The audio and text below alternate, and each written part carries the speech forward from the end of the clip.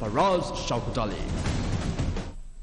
And a very good evening to you and a warm welcome to Newsline. Now then, our guest this evening is very well known. In fact, she's a human rights advocate and sometimes perceived as a troublemaker by the government of the day. Not that many people take much notice of that these days, judging, especially in this case, by the enormous feedback they've received after the foreign minister decided to say what he did about our guest. Our guest, of course, is none other than Ms. Ambika Satkunanathan. Very good evening to you, Ambika, and welcome to Newsline Live. Very good evening, Faraz, and thank you for having me on. Ah, good. Of course, we'll miss the expressions on your face with your mask on, but still, is the Prevention of Terrorism convenient embarrassment? Is it an inconvenient embarrassment? Well, I think it is an embarrassment because it is a law that does not adhere to international human rights standards, and Sri Lanka, as a signatory to many of these UN conventions, has a duty to abide by them. It is also an embarrassment because for decades the law has been abused and has had a severe impact on people who've been arrested and detained, not just the people but their families as well as their communities. So in that sense, I would say yes, an embarrassment to us as a country.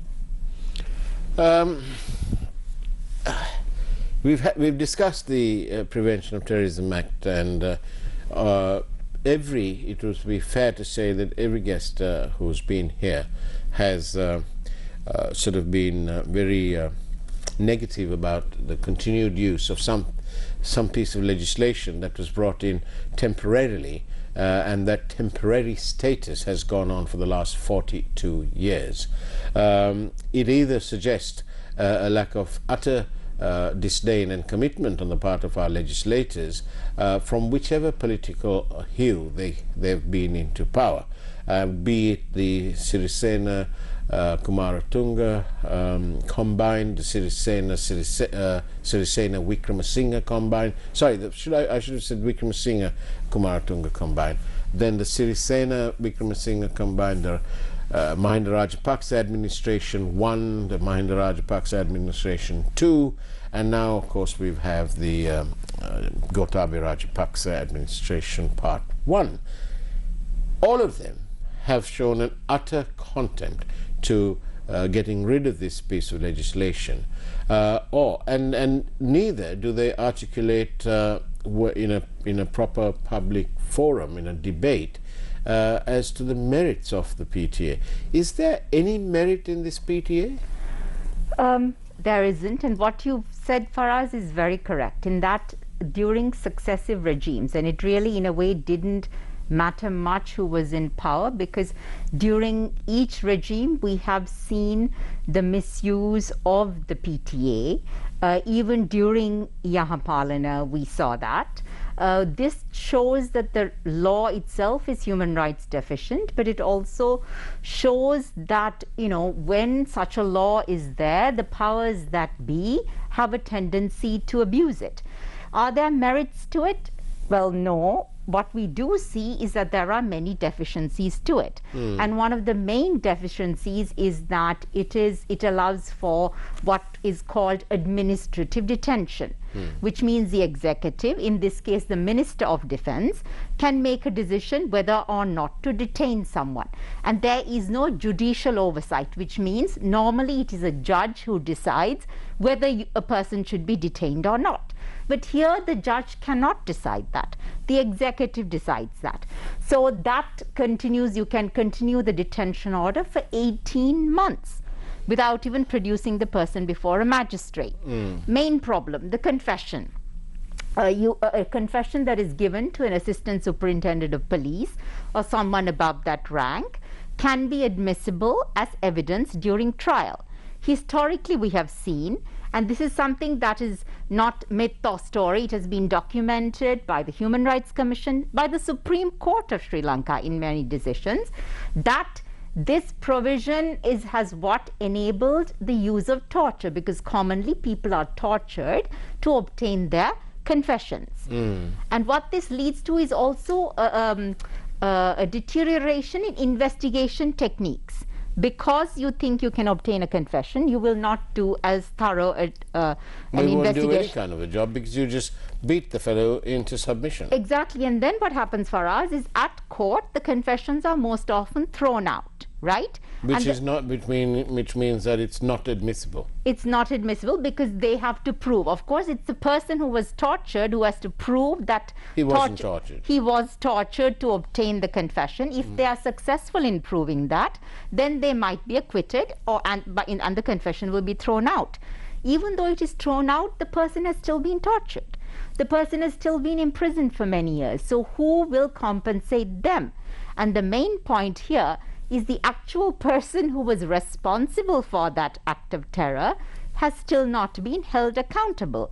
So even if you claim you want to use this to prevent terrorism and hold those who engage in acts of terror accountable, has that been done? That's a question I think every citizen of Sri Lanka should ask. Because of course it could happen to anyone. Absolutely. Have you got examples of where the use of the PTA has impacted on an ordinary citizen? Well, the use of the PTA is actually impacted mostly on ordinary citizens. If you see, there is a pattern of people who have been arrested. Mostly they have been, of course, it was used against the JVP as well during the insurrections in the late 80s. But generally, until the Easter attacks, it was used primarily against Tamils, and after the Easter attacks, against Muslims as well. And we've also seen increasingly it is being used to intimidate civil society, journalists, dissenters. Now, practical examples, recently a man was released after being imprisoned for 12 years. He was discharged, which means he was not acquitted. He was discharged because there was no evidence against him and they did not even file an indictment. Now, that means that this man has been wrongfully imprisoned for 12 years. Then there was a case of a man who was imprisoned for 13 years, who was acquitted in December 2019. He suffered with lung cancer for many years in prison. When I was at the commission, we tried to get him help with medical care. He was acquitted in December 2019, but unfortunately he died mid-2021. Now, who will compensate these people and their families for the economic loss, the emotional trauma, the breakdown of family, the impact on livelihood? Now, Sri Lanka draws many of its laws from, or the base of its laws from Britain. Is there any system in Britain that allows for compensation in terms of wrongful or incorrect imprisonment when mistakes do happen? Well, I think, yes, in many countries you do, and in many countries there are also, that's another issue as well. So for instance, people on death row in the US, for instance, you've seen even after they've been convicted, there is a way of challenging that, and exoneration is possible, and many of them have been exonerated that way. When you're talking about the UK and the prevention of, preventive law or counter-terror laws, yes, those countries also do have counter-terror laws, and not all of their laws adhere to international human rights standards. So in a way, it is, we should not follow them. But if you're talking about the UK, initially, administrative detention could be for 7 days. Then they extended it to 28 days, but even then there was a huge uproar about it. And the UN criticized it, international human rights groups criticized it.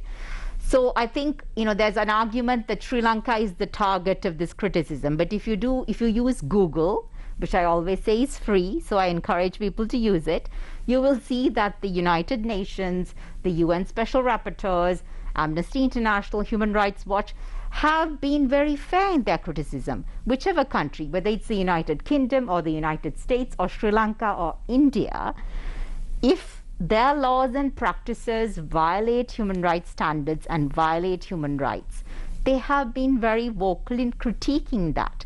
and calling on those governments to abide by their duties, which at the end of the day protects their citizens, protects you and me, Faraz. But of course, there may be a flip side, and as I mentioned late last week on this program, it would be good if government types could turn up, accept our invitation, and have the nerve to come on and defend their position. So in the absence of, in the continued absence of government types, let me put you a question from potentially from the other side, so that we can let the other side be heard. So essential for our law to let the other side be heard. And that is this: in matters, when it came to fighting the terrorist problem that we had for over 30 years, the fact that they had a PTA, don't you think operationally that they were able to use that, arrest people under the PTA and put them away for, well, potentially for 18 months, and go on and solve the problem, and then if they remembered that this person was still incarcerated, to then look at that. So do you think that it came in handy? If you are being very objective, do you think that it ever came in handy? Well, I think if you look at, as I said, the terrorist problem was an ethnic conflict. And that has, or what you call the terrorist problem, that had roots. The roots was discrimination, marginalization. It was demand for devolution of power, to be respected as equal citizens, and that is what led to an ethnic conflict, which turned into an armed struggle, right? An internal armed conflict is how it is defined in international humanitarian law. And that came about because the root causes were not addressed for us. So if we historically keep repeating the same mistakes, not addressing the root causes, just coming up with more laws where we get, frightened, we are afraid that someone is going to be a threat, and based on that, we just lock everyone up. How does that help us in the future? Now, as I said, in many cases, the confession has been thrown out. So therefore, has the law helped? You tell me, if the confession is thrown out. But my point is, if it was thrown out, it shows that it was obtained under duress. It shows the person was anyway tortured, and then the person has been wrongfully imprisoned for a long time. But in the case of Mr. Azad Saleh, and I suppose I am able to debate on this point, because of course Mr. Azad Saleh was released from detention, and the trial, the judge ruled him completely exonerated. Acquitted. He was acquitted. Yes. That was it. Yes. But if you look at that case study, it was the evidence that led to him being charged, and that evidence was deeply flawed. It was clear from what transpired in court, and that's all I'm going by. It was pretty evident that the evidence against Mr. Saleh was, it was very partial. There was no impartiality about that. They forgot conveniently certain aspects of his speech, and thank God the trial judge decided to read that, and he must have spent, it was 48 minutes, I think, or 48 pages of transcript, and they read it through, and they chucked it all out. There's that aspect as well. And that is also because, Faraz, the law, the PTA as it stands, it has no definition of terrorism. This is what the UN Special Rapporteur has also said. So what is, can we define, is it defined anywhere? What is a terrorist? It is. Well, terrorism, an act of terror, is defined. The UN Special Rapporteur on countering terrorism while protecting human rights has come up with the definition, which is what is generally used now. It has 3 elements to it, and the first element is that it is an act intended to cause death or grave bodily harm or take hostages. Second element is that it is done with the purpose of causing terror amongst a population, intimidating a population, or forcing a government to do or not to do something. Third element, it has to be an offense and under international terrorism laws and protocols.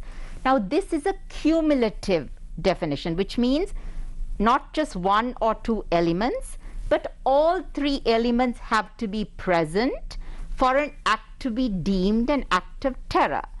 In the Prevention of Terrorism Act, our Act, there is no definition of terrorism. The Act sets out many offences, and if you look at our other laws like the Penal Code, those offences are also found in the Penal Code. For example, Section 21A and 21B, they say that any act that attracts the death penalty in the Penal Code would also constitute an offence under the PTA. So the problem is when there isn't a definition for us, how a policeman perceives it can also be subjective. It can be based on their own prejudices, for instance. And on that note, let's take a short break, take a peek at this evening's headlines from the News First team, and we'll see you on the other side of the break, shall we?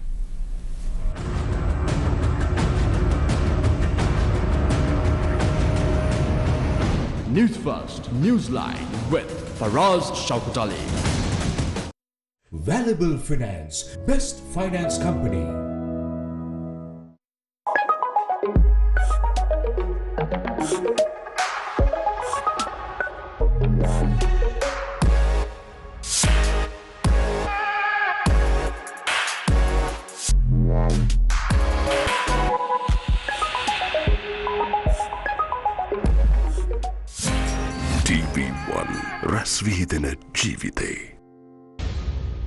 Why did farmers surround the Ministry of Agriculture?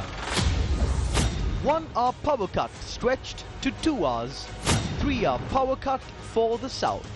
2 fuel tankers at the port. 3 on their way. Trading at the Colombo Stock Exchange halted. Credit Suisse data leak reveals names of individuals who stashed their money overseas.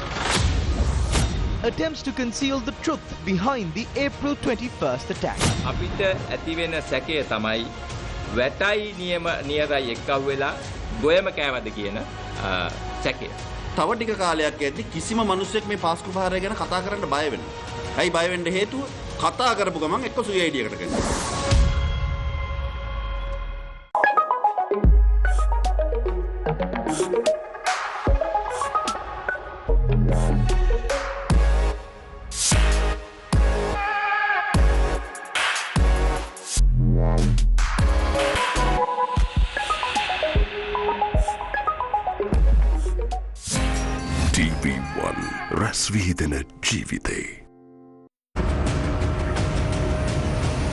News First, Newsline with Faraz Shauketaly. And welcome back to Newsline Live. I'm in conversation with the human rights advocate, Ms. Ambika Satkunanathan. Now then, Madam, this business about legal representation, you're held there without being able to talk to anyone other than the people who are accusing you of whatever. And often the counter to that is they say, oh yes, but the magistrate can go and have a look to see if the chap is as healthy as he was. In Mr. Azad Salih's case, I think he lost a bit of weight, which I don't think he was too fussed about. But still, the point is this. Can a magistrate go? Is it enough for the magistrate to go and have a look? Okay, so in the current PTA, that provision is not there, but in the proposed amendments, they say that a magistrate has to visit minimum at least once a month. And the intent is to prevent torture, and I think that is how they justify having the section on the confession still, right? Let me talk about the practical side of it from where I have seen and experienced and documented. Is that going once a month is really not enough. Because even if you go once a month, it's very easy to hide people in detention centers, prisons, police stations, and this is once again documented. This is not myth. What do you mean hide? Is in, for instance, when the Human Rights Commission has visited prisons, I myself there are people who were tortured who were hidden from us, and we had to find them. The Human Rights Commission has had experiences of visiting police stations where people have been hidden and they've had to go searching for the person. ICRC has had this experience. So it is possible to say we've taken him out somewhere for investigation and the person might not be there. Point two, I think everyone involved in this area knows, it is possible to torture someone without it being physically visible. So when the magistrate visits and he sees you, he will see, well, there are no marks. There's no physical marks. No physical marks. What about mental? Exactly. So there can be psychological torture as well. Thirdly, when a person is being held and tortured, even if a magistrate visits, the person would be quite frightened to tell the magistrate because the person is afraid of reprisals. Now, the proposed amendments don't actually require the magistrate to immediately transfer the person to another place of detention if the magistrate finds the person has been tortured, right? And we have, once again, this is documented, Faraz, both by the Human Rights Commission, also in Supreme Court judgments, that when people have, in the past, when people have complained to the judicial medical officer of being tortured, when they were taken back to detention, they were tortured again. So this is our history. So given this is what the practice is, a magistrate visiting once a month, would you say that is adequate to prevent torture and to justify keeping that section on the admissibility of confessions? I was also wondering how many such people the magistrate will be able to see on the one day, and so on. Because magistrates they have a lot of work. Absolutely. There is, hundreds of cases are called, there are backlogs, so will they be able to do this? But what cost for complacency? What cost would be there if, I think I'm asking you, what is the alternative? So you do away with the PTA and then you become complacent and then we'll have another Easter happening. Well, I think having the PTA, as I said, if many people's confessions are thrown out, if people are being also then after several years being released or acquitted, then have you really caught the persons who did it? The second thing, Faraz, is, as I said, we need to address the root causes. If we had this ethnic conflict and this internal armed conflict for 30 years, what are the root causes? If we want to prevent it, we need to address the root causes and not bring in oppressive laws. But right? what you're saying is that if we need to address this issue, but then what happens in the interim period? You have no PTA, but as I said, many of the terrorists will run riot. But as I said, the PTA doesn't contain a definition of terrorism. Many of the offences in the PTA are already, they do exist in other laws in Sri Lanka, right? Now, if the government wants to enact law, 7 UN Special Rapporteurs in December 2021 wrote a letter to the government. They set out 5 elements that need to exist in any law, counter-terror law. The first one is that we need a definition. The second one is that it needs to be specific and that should not violate freedom of expression or freedom of association. There need to be provisions to prevent arbitrary detention, which means you can't have administrative detention, whether it's for 18 months or 12 months. There need to be provisions that protect a person against torture, which means you cannot have the provision on the admissibility of the confession. And the fifth one is that there needs to be judicial review. Judicial review means, for us, not just seeing whether the person has been tortured. It is the judge that needs to have the right to review whether detention is required and whether detention needs to be extended. So those were 5 core elements that the UN Special Rapporteurs set out based on international human rights standards, and they wrote the government last December. Now then, if we take the case of Guantanamo Bay, it was obvious to everyone who knew anything that the American use of Guantanamo Bay to hold so-called terrorists was done to circumvent the rules that were applicable in the United States of America at that time. Now, President Barack Obama said that he hoped to dismantle the whole Guantanamo Bay facility. Call it that if you want, but the Americans have nice ways of describing these things. Anyway, Barack Obama wanted to dismantle that in 100 days. At the end of his terms, he was still unable to do that. And do you think that such political difficulties will also be faced by an executive in this country who really does want to take away the PTA? I am not saying for a moment that this president actually wants to take the PTA away, but I'm posing a almost hypothetical question. Right. I mean, in the case of the US, there's a question of whether he was unable to or unwilling to. There is that question. Secondly, that the laws in the PTA, in the United States, as well as Guantanamo Bay, has come under a lot of criticism by the United Nations, by international human rights groups. There were even lawyers who were appointed to appear for those detained at Guantanamo Bay who found that the conditions, the procedures violated due process so much that they resigned. They even wrote about it, right? So let's not hold that up as a good example, because it's a poor example of sustaining genuine human rights. Absolutely. And here I would say, if at all, this government is well poised to do that, because it has a 2/3 majority in parliament. There's a very strong executive presidency.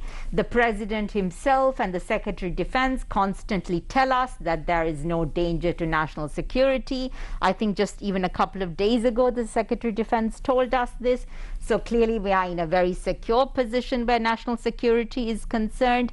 In which case, and we also, the provisions in the PTA, the offences, we also find in other laws, in which case, what's the impediment? But the real issue would be that, despite all these in place, we had this dreadful event of Easter Sunday, where so many people lost their lives, and many more had life-changing events as a result of that attack. Terrible, yes. And it shows, for whichever way and whichever legal way they want to put this, it doesn't really matter. The bottom line is that 255 people died, several more had life-changing events happen, and are we to really believe that these people knew nothing? We also had a PTA in force then. So what's the whole purpose? What's the point? There's nobody ever who's been held responsible for any of this. Exactly. Korea, may I add, has or had at one point four past presidents of their country behind bars. I don't mean to say that anyone should over here, but if they deserve it, that's where they ought to be. I mean, that's a good point in the sense of, yes, we had the PTA, but that could not be prevented. And you have the PTA, but not really who is accountable. It also goes to show that you need to address the root causes. What is that led to the discontent of youth? What is it that attracted young men to this man who created this chaos, right? Which means root causes of discrimination, of marginalization, of people feeling isolated, particularly young men. And of course, the question of accountability. Right? It's also failure of the state structures. They surveilled the mothers of the disappeared, right? Yeah. But apparently you could not prevent such attacks. And so they claim, and these security structures were never completely dismantled, Faraz, even during Yahaparlana, right? So the question also is the responsibility of the state structures to prevent it as well. You've got a minute. Tell me, what should the international agencies, the so-called watchdogs, do about this?